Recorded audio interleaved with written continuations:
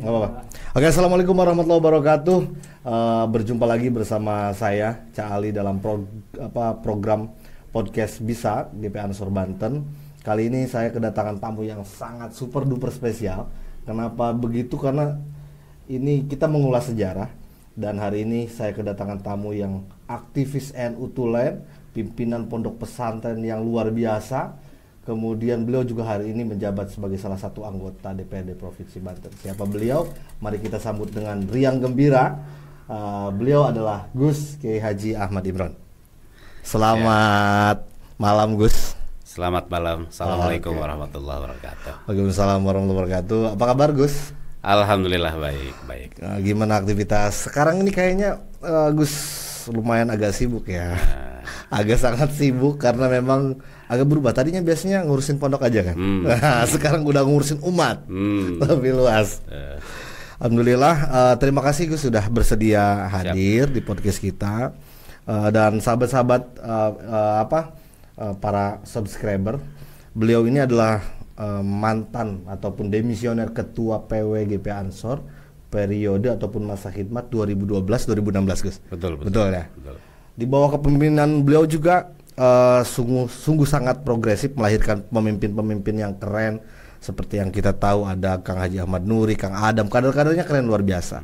Bisa diceritakan Gus awal mula masuk Ansor? Ngapain masuk Ansor? Ansor ini kan gak ada gajinya begitu. Monggo Gus, gimana? Terima kasih. Oke. Mulai dari mana nih? Kita mulai dari ketertarikan dulu deh soal Ansor ya. Saya ini berangkat dari pesantren. Oke. Lahir, tumbuh, berkembang dan bermetamorfosis. Iya, metamorfosis ya. Sampai hari ini jadi dewan. Oke. Saya garis bawahi itu karena Ansor juga salah satunya. Barokahnya Ansor. Sebelum saya mengenal Ansor, saya ini mondok dari kecil dididik oleh orang tua di pesantren. Kemudian tamat SMP saya dikirim ke Jawa Timur, ke Kediri. Itu baru beres banget itu mondoknya itu. Luar biasa. Setelah saya SMP dikirim sama abah ke Lirboyo. Oh, Lirboyo Kediri. Disitulah saya dididik, diikat dengan ikatan baik, ikatan ideologis. Kalau biologis sudah pasti saya darahnya NU. Iya, oke. Karena abah saya ini kan memang aktif di NU Kabupaten Tangerang. Beliau dua periode menjabat ketua Dewan Suro Nahdlatul Ulama. Muharik lah beliau ini adalah muharik ya. Muhariknya dulu beda dengan sekarang. Betul. Kalau dulu menggerakkan orang kan bukan perkara yang mudah. Sangat sulit ya, sulit. Organisasi di bawah Orde Baru, hegemoni kekuasaan yang begitu luar biasa, mau bergerak itu kan susahnya minta ampun. Terbatas begitu ya ruangnya. Tapi ada yang mau bergerak untuk NU. Itu kalau menurut kaidah rintangan tantangan NU dulu. Ya. Itu berlipat-lipat tantangannya dibandingkan hari ini. Nah, saya masih ingat ketika saya mondok di Lirboyo, dauh kiai-kiai saya waktu Lirboyo. Kelak kalau sudah selesai mondok di Lirboyo, kembali ke tempat asalnya masing-masing, beliau mengamanatkan jangan tinggalkan NU. Baik di struktur maupun di kultur ya. Baik di dalam maupun di luar. NU tetap jangan ditinggalkan. Nah itu terngiang-ngiang terus sampai saat ini bahkan ya. Nah kemudian mulailah saya di tingkat PAC dulu. Oke. Saya dulu nyari-nyari siapa sih nih pengurus NU, pengurus Ansor. Di tingkat kecamatan dulu tuh. Kecamatan, kita mencari.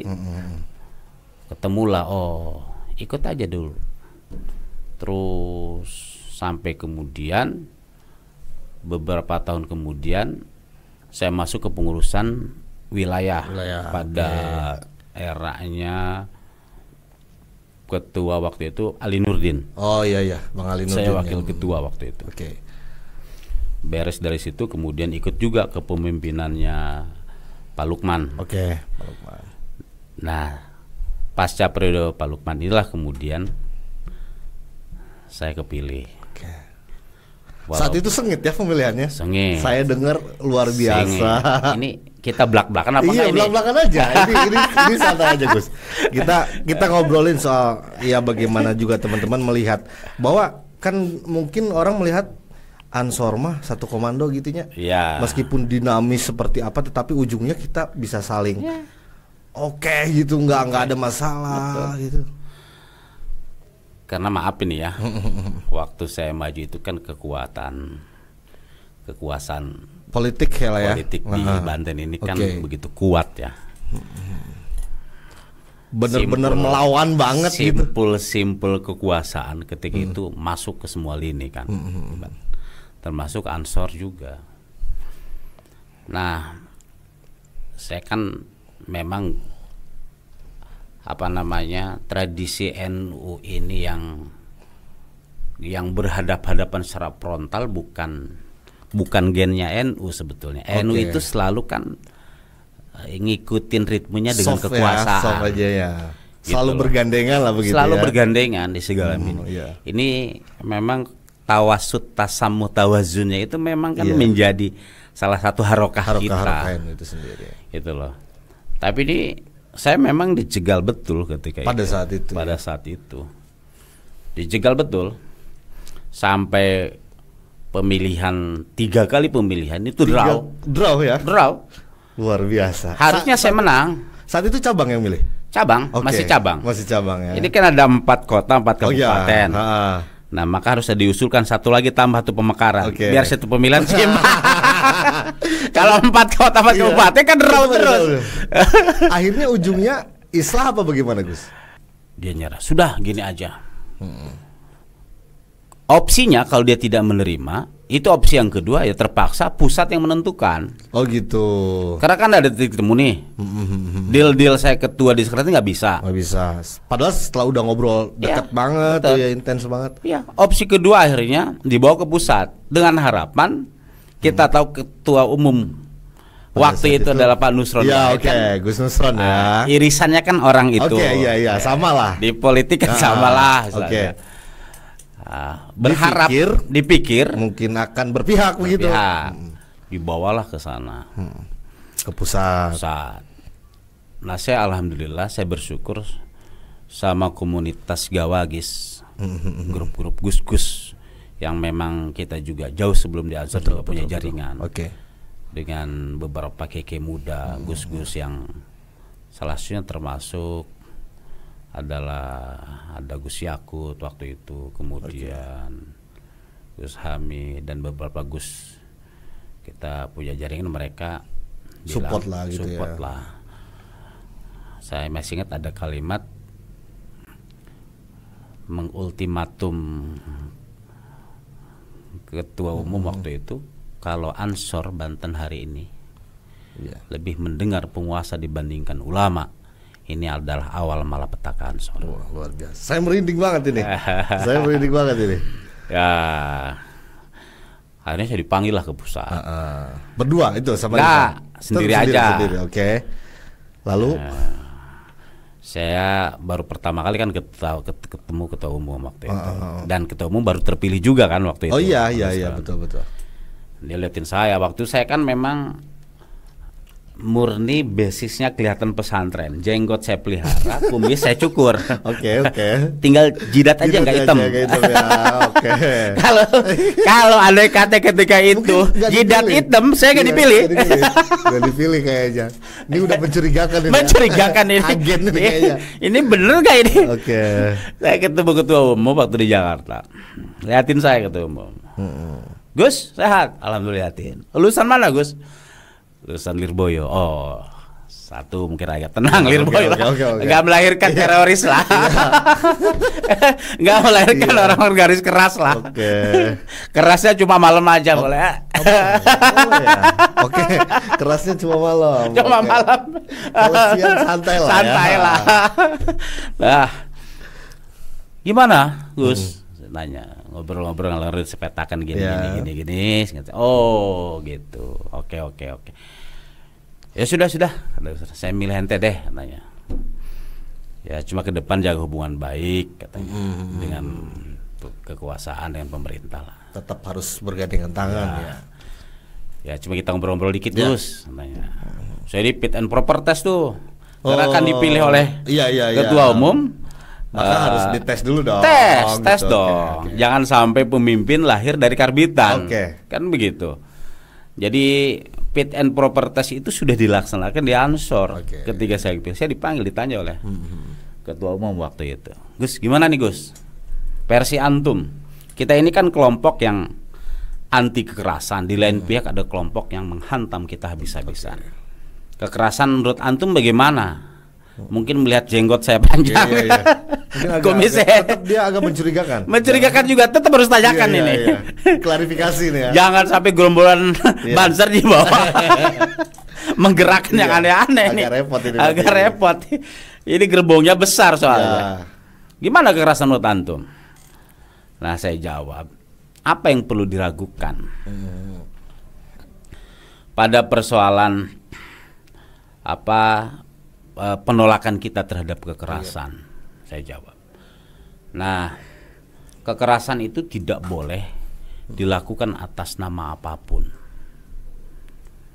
Apalagi saya lahir dan besar tumbuh di pesantren.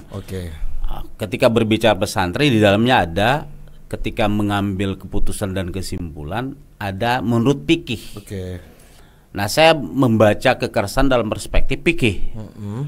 Saya katakan kekerasan itu tidak boleh dilakukan atas nama apapun, lebih-lebih atas nama agama. Satu-satunya kekerasan menurut fikih boleh dilakukan manakala idza ukhrija min diyarihim. Saya katakan, apa itu? Manakala ketika kita terusir dari tanah kelahiran kita sendiri. Nah baru tuh. Karena kan konteksnya kita dijajah nih. Mempertahankan tanah air adalah wilayah yang terhormat, betapapun nyawa taruhannya. Betul. Makanya Hadratus Syekh kan bilang ya bahwa membela tanah air itu bagian daripada kewajiban kita. Gitu. Oh, jadi di fikih itu jelas idza ukhrija min diyarihim, ketika kita terusir dari tanah kelahiran kita sendiri, kekerasan boleh dilakukan dalam rangka mempertahankan tanah air. Oh, ya. Yang kedua, kata ketua umum waktu itu. Nah, sekarang terkait relasi antara muslim dan non-muslim. Menurut antum bagaimana, Bos? Apa yang diragukan? Dari relasi antara muslim dan non-muslim dalam segala aspek.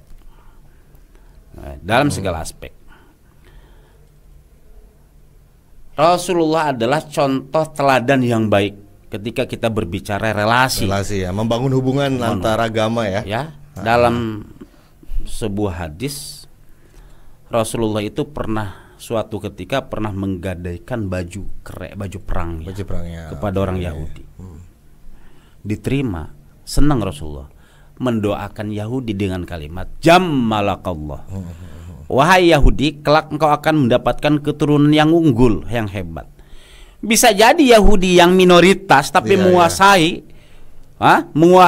ekonomi dunia yang ini hebat saat ini. Itu ada doa Rasulullah. Buah doa. Buah doa Rasulullah. Oke. Lah, gitu.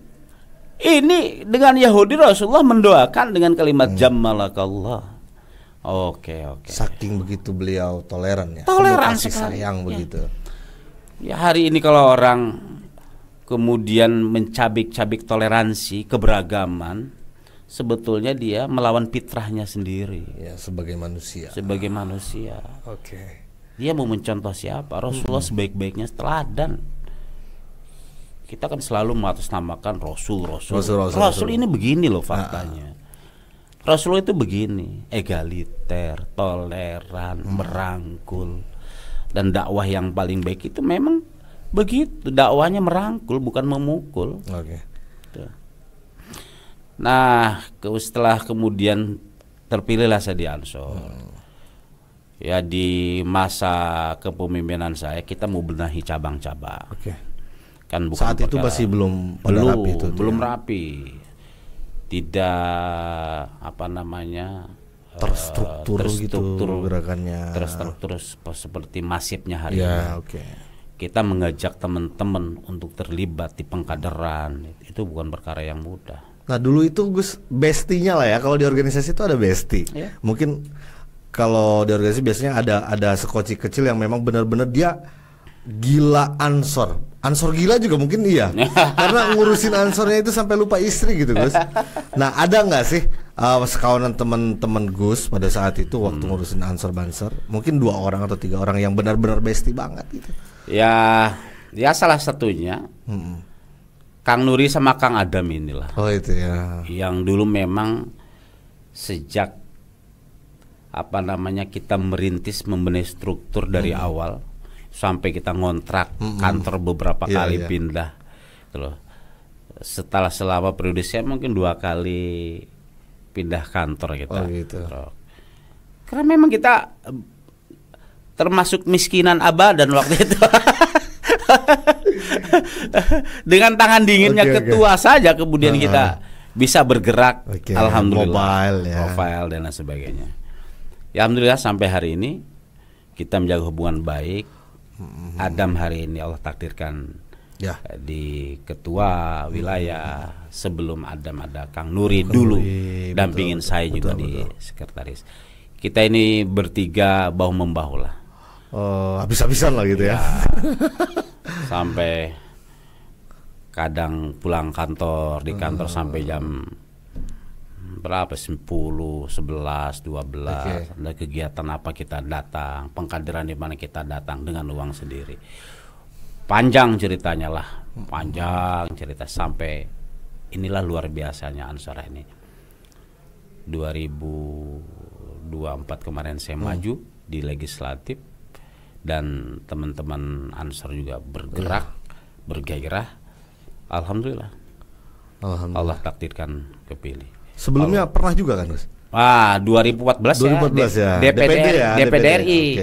2014 DPD RI. Dan saya memang nggak begitu keluar, nggak begitu niat-niat banget. Siapa sih dengan teritorial Banten yang begitu luas, 10 juta pemilih, orang sampai harus berapa uang yang dikeluarkan? Betul. Gak bisa.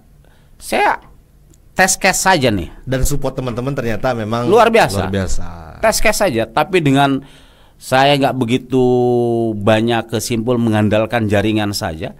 Alhamdulillah itu di 7 besar saya.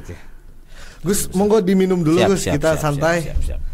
Karena memang ini nggak ada mereknya juga ya. Ini kita belum ada sponsor. Harusnya bayar mahal kalau ada mereknya. Monggo Gus. Nah ngomongin Ansor ini kan memang agak unik ya Gus ya. Dia organisasi yang non profit, tapi banyak digemari pemuda. Zaman sekarang kan euforianya cukup keren di masa Gus Imron, kemudian Kang Nuri yang hari ini Kang Adam ini udah kelihatan banget bahwa Banten ini udah mengenal. Dulu kan boro-boro ya, maksudnya kecuali memang orang yang betul-betul tadinya pesantren di Jawa Timur yang memang notabene-nya itu baru mereka kenal. Nah kemudian apa sih tipsnya sampai akhirnya menurut Gus sendiri Ansor itu banyak diminati dengan segala keunikannya gitu. Satu hal yang harus dicatat bahwa sepanjang kita di jalur yang benar, sampai kapanpun organisasi ini akan dijaga oleh Allah. Banyak organisasi yang tumbuh dan mati. La yahya wa la yamut, bahkan hidup segan mati pun tak mau. Tapi Ansor ini terus tumbuh dan berkembang hari ini karena salah satunya kita istiqomah dalam kebaikan. Oke. Apapun itu, sepanjang kita istiqomah dalam kebaikan, itu tetap akan dijaga keberadaannya sampai kapanpun ila yaumil akhir, karena melahirkan manfaat-manfaat yang luar biasa yang dirasakan di tengah-tengah masyarakat. Kalau negeri ini tidak diimbangi dengan organisasi sekelas Ansor yang menjaga toleransi, keberagaman, di lain pihak ada kelompok yang kemudian mentang-mentang merasa paling merasa paling Islam, tapi dia tidak melihat fakta keberagaman yang ada di negeri ini, apa jadinya? Kita ini kan istiqomah pada wilayah-wilayah itu. Jangan sampai hari ini pun kalau andai kata tidak ada yang ngimbangin kelompok-kelompok yang tumbuh subur, merasa paling Islami, prakteknya itu jauh sebetulnya dari nilai-nilai Islam. Nah, kita konsisten bahwa menjaga keindonesiaan ini jauh lebih utama dibandingkan apapun. Siapapun pemimpinnya boleh berganti, masa boleh berganti, Indonesia harus tetap utuh sampai kapanpun. Ini yang menjadi pijakan kita. Menjaga keberagaman bukan perkara yang mudah. Betul. Berarti memang organisasi kita ini salah satunya tadi kita istiqomah dalam jalur kebenaran. Nah, Gus, kita ngomongin soal kebaikan kebenaran, tentu nanti akan lahirnya keberkahan. Mungkin Gus juga merasa, oh ternyata hari ini saya berkahnya di NU, berkah di Ansor begitu. Nah, ada nggak sih tips buat kader-kader Banser yang kadang-kadang atau kader Ansor yang kadang meletoy lah, malehoy begitu, kadang menghadapi situasi di mana kita nggak ada bensin, motornya mogok, kita udah lemes aja tuh, mau ngansor tuh. Ada nggak tips ataupun ya sejenis itulah?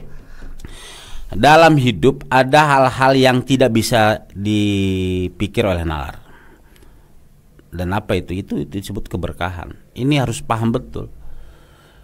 Saya walaupun hari ini sudah selesai di Ansor, masih tetap berinteraksi. Kita bantu sampai tingkat pengkaderan, tingkat kecamatan saya datang.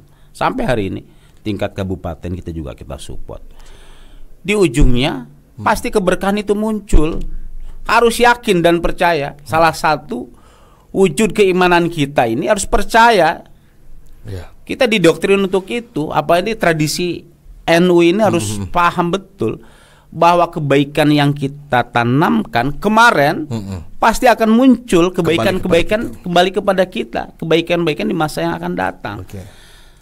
Termasuk ketika saya mesantren di Lirboyo, itu baru seminggu saya di Lirboyo, ada warung mesem di samping Masjid Agung Lirboyo. Baru seminggu saya makan di situ. Baru beberapa suap, tiba-tiba santri semuanya keluar, lari. Saya bingung ada apa ini. Nggak taunya ada putra kiai yang majdub. Gus Ahlis, keramat lah. Kharikul ada. Wah, kaget saya. Ada apa ini? Saya makan, itu yang jaga warung sudah kasih kode, Kang metu. Suruh keluar. Karena cuma saya sendiri yang makan aja tuh. Karena nggak ngerti nih. Saya kan nggak ngerti. Saya makan. Siapa saya bilang ya? Ya dalamnya karena saya nggak keluar, suruh kasih kode suruh keluar nggak keluar. Saya suruh diem aja udah. Ya saya nawarin lah makan. Beliau makan. Bawa sate beliau. Saya di sini, beliau di samping. Saya biasa aja makan. Beliau buka sate, makan satu tusuk, beres ke belakang saya. Oh gitu. Saya dipijitin, pundak saya dipijit oleh beliau, kepala saya nggak pakai pecok gitu, diusap-usap, sambil beliau berdoa begini, tak dungo niki wong dadi wong, tak dungo niki wong dia. Allah Karim, saya meyakini betul ilmu saya tidak seberapa yang saya dapatkan di Lirboyo, tapi saya percaya doa beliau lah yang kemudian menghantarkan saya bisa seperti ini hari ini. Ini kan nilai-nilai keberkahan didoakan oleh orang termasuk yang paling top di Lirboyo, Khariqul Adah, penjaga gawangnya Lirboyo. Saya ceritakan itu ke Kiai Lirboyo hari ini. Beliau begitu kaget. Iya. Jadi Kiai, saya bilang saya berkahnya Lirboyo luar biasa. Sama juga kita khidmah di Ansor hari ini. Terus saja kita di Ansor banyak kemudian berinteraksi dengan orang, menjadikan Ansor di Banten hari ini sesuai tentu yang kita harapkan, melahirkan pemimpin-pemimpin yang handal, melahirkan kemanfaatan yang dirasakan oleh masyarakat banyak. Yakinlah, saya berharap kepada seluruh kader Ansor yang ada, terus saja khidmah tidak henti, insya Allah keberkahan akan hadir menghampiri kita. Tidak ke kita, ke anak kita. Tidak ke anak kita, ke anak cucu kita. Ini kan seperti yang ditekankan di kitab Ta'limut Ta'alim, keberkahan itu. Bukan hanya kita merasakan, bisa jadi ke anak kita, bisa jadi ke cucu kita. Mungkin kita enggak ya, tapi anak kita. Ya, bisa jadi cucu kita. Betul. Yakinlah itu. Seyakin-yakinnya. Kita makanya percaya betul. Saya ingat betul kalimat yang keluar daripada Hadratus Syekh Kiai Haji Hasyim Asy'ari. Barang siapa yang ngurusin NU, saya doakan anak cucunya jadi anak soleh, orang-orang soleh kan. Betul. Makanya saya luar biasa sih. Salah satu motivasi barangkali mungkin kenapa Ansor ini tetap eksis, NU ini tetap eksis, karena punya energi suprarasional. Suprarasional itu yang nggak bisa orang membaca, tetapi mampu merasakan. Contohnya banyak kok kita kader ini mereka petani biasa, mereka yang setiap hari cuma bertani. Tapi ketika misalkan pimpinan anak cabang merintah ada ngepam, kita acara pengajian, ngawal abuya dan lain-lain, mereka bergegas. Saya pikir makanya mungkin ini yang disebut barokah itu nikmat yang bukan istidraj, ya kan? Jadi mereka yang betul-betul mereka hanya menjadi anggota biasa, mencangkul, tapi anaknya jadi orang-orang besar. Ya. Makanya itu mungkin Gus yang perlu diyakini ya oleh sahabat-sahabat yang hari ini masih banyak loh yang malehoy gitu, ngurusin NU gitu, ngurusin Ansor. Nah, untuk itu Gus ke depan ini Ansor ini kan bermetamorfosa di bawah kepemimpinan Gus Adin ini. Bang Ketum Adin ini punya platform digital, bisa ada bisnis dan kemudian kreativitas, inovasi dan lain-lain yang dalam rangka menaikkan tadi harkat martabat kader itu sendiri yang selama ini mungkin kita terlalu berpacu kepada kaderisasi dan lain-lain. Hari ini kita kreativitas. Menurut Gus sendiri, selain itu, daripada itu semua, ada nggak tips untuk masa depan? Titipan-titipan lah. Ini kan video kita akan rekam dan selama masih ada YouTube masih ada video kita nanti. Pesan untuk sahabat-sahabat. Ansor masa depan tentu harus adaptif dengan perkembangan zaman. Mau tidak mau. Zamannya saya mungkin berbeda dengan zamannya Nuri. Betul. Zamannya Kang Nuri juga berbeda dengan zamannya Adam.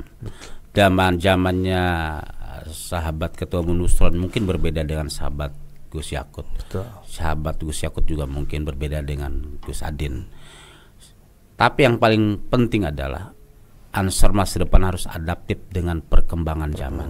Mau tidak mau, teknologi dan lain sebagainya. Teknologi itu nggak bisa dilawan hari ini. Itu loh. Karena nggak bisa dilawan, ritmenya kita imbangin. Adaptif itu. Nah, program-program yang mercusuarnya Ansor hari ini saya rasa sangat luar biasa sekali. Tinggal kemudian bagaimana itu bisa dimanfaatkan dengan sebaik-baiknya sampai ke tingkat kader di tingkat bawah. Saya yakin dan percaya di bawah kepemimpinan Kang Adin untuk tingkat pusat, di bawah kepemimpinan Kang Adam di tingkat provinsi, saya yakin Ansor tidak akan pernah kehilangan jati dirinya. Dia akan mampu beradaptasi dengan perkembangan dan perubahan zaman ke depan. Itu sangat luar biasa, sahabat-sahabat, pesan dari Gus Imron ini menjadi inspirasi untuk kita semua. Beliau ini juga selainnya tadi saya sebutkan bahwa selain politisi, beliau ini seorang ulama dan juga seorang aktivis. Bahwa daripada kesimpulan kita ngobrol pada malam hari ini, saya bisa menyimpulkan bahwa al barokatu la tujadu illa bil jiddi wal harokah. Jadi keberkahan itu tidak akan kita dapatkan kecuali dengan sungguh-sungguh dan terus berkarya, bergerak begitu. Siap. Terima kasih banget Gus. Siap. Ini sangat inspiratif. Mudah-mudahan obrolan kita menjadi bekal untuk sahabat-sahabat Ansor. Siap. Dan ke depan kita akan bertemu di season-season selanjutnya. Saya ada statement terakhir. Oke. Saya menukil satu dauhnya Imam Ghazali dalam kitab Ihya. Semua orang kelak akan celaka kecuali yang berilmu. Yang berilmu pun kelak akan celaka kecuali mereka yang mengamalkan ilmunya. Yang berilmu, yang mengamalkan ilmunya pun kelak akan celaka kecuali mereka yang mendedikasikan seluruh kehidupannya dengan penuh keikhlasan. Mudah-mudahan sahabat-sahabat Ansor ke depan penuh keikhlasan di Ansor. Terima kasih. Amin. Terima kasih banyak sahabat-sahabat. Begitulah podcast kita pada malam hari ini. Saya berterima kasih sekali lagi Gus. Terima kasih banyak. Dan sahabat-sahabat jangan lupa yang belum subscribe di Ansor Banten channel. Mudah-mudahan kita terus menebar kebaikan. Sampai jumpa di lain season. Terima kasih banyak. Wassalamualaikum warahmatullahi wabarakatuh.